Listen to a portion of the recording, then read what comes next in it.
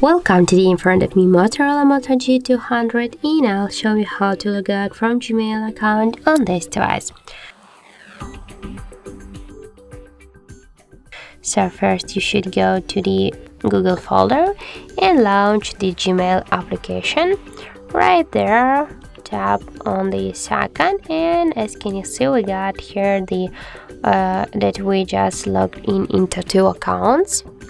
And just if you want to remove or log out from one from these accounts, just tap here to the manage accounts on this device section. Go there, and as can you see, we got here these two login accounts.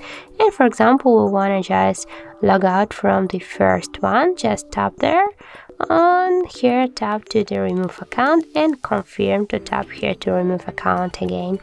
And as can you see, we just stay with one account, and now we'll just check this in the application. And now as can you see, yeah, we just stay with one Gmail account and we just log out from the second one. So that's how it looks. If you found this video helpful, remember to leave a like, comment and subscribe our channel.